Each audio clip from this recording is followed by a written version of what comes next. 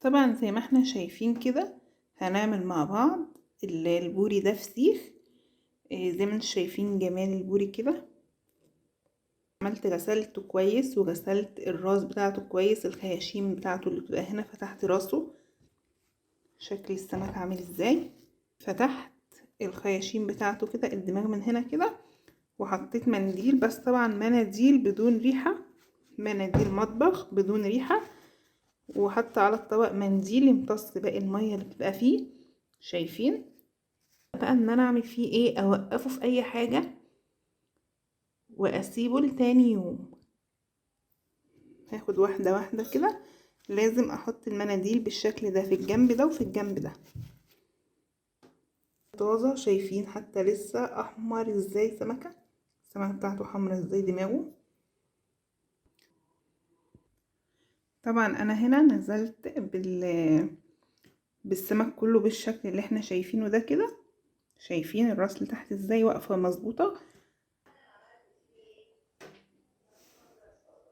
هنا احط منديل نضيف، شايفين الخيشوم بتاعها نضيف جدا لان انا غسلاه.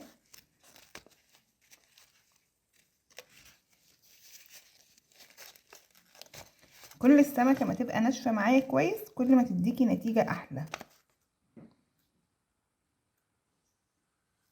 وطبعا زي ما احنا شايفين كده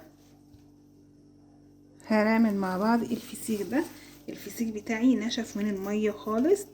شايفين الفسيخة لازم تنشف تبقى واقفة بالشكل ده كده، ده يطلع معاكي احلى فسيخ. شايفين الجمال؟ بتسيبيها طبعا، احنا في الشتاء ممكن تقعد معاكي يوم كامل مفيش مشكلة. زي ما انتوا شايفين بقى هنا هنشيل المناديل دي كده، طبعا هنشيلها كلها وهنرميها في الباسكت. هاجي انا بقى هنا في الخيشومة بتاعتها، شايفين ناشفة ازاي من الداخل ونضيفة. انا طبعا غسلها فعشان كده اللون بتاعها عامل كده، غسل الخياشيم ومنشفاها بقى كويس. طبعا هنا معانا الملح ومعانا كمان ده ورق لوري. هنقول لكم ورق اللوري ليه دلوقتي. همسك سمكة سمكة واكبس هنا ملح كده في الخياشيم دي، ده طبعا طريقة تحضير الفسيخ.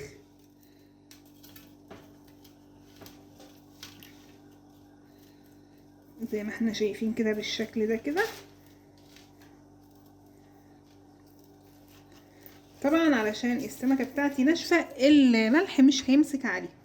هبدأ بقى ان انا اكون مجهزة كيسة بيضة نضيفة بالشكل ده،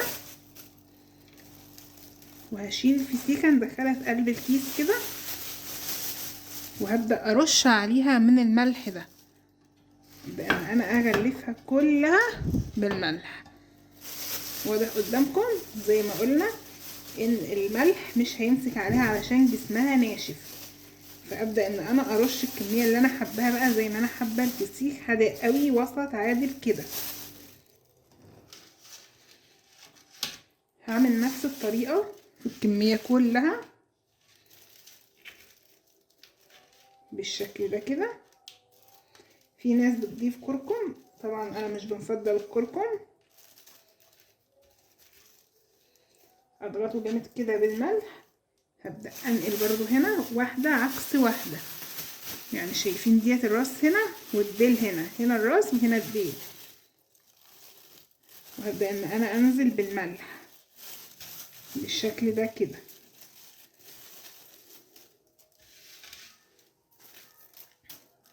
حابة نغلف اتنين مع بعضيهم هغلف الاتنين، حابين ان احنا نغلف الاربعة مع بعض هنغلف الاربعة مع بعض. شايفين بالشكل الجميل ده كده.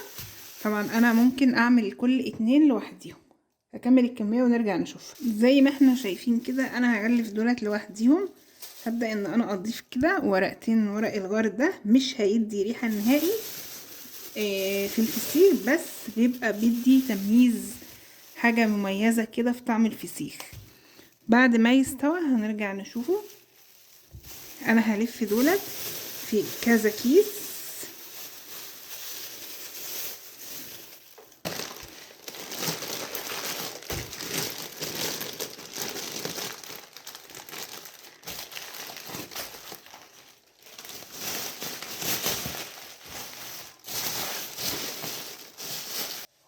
علبة،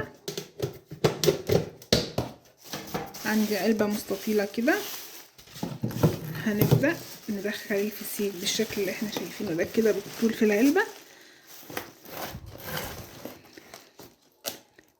كل طبعا يومين 3 هقلب بقى، هنفتح العلبة ونقلب الكيس من هنا لهنا يجمع المية بتاعته. بعد اسبوعين نشوفه مع بعض.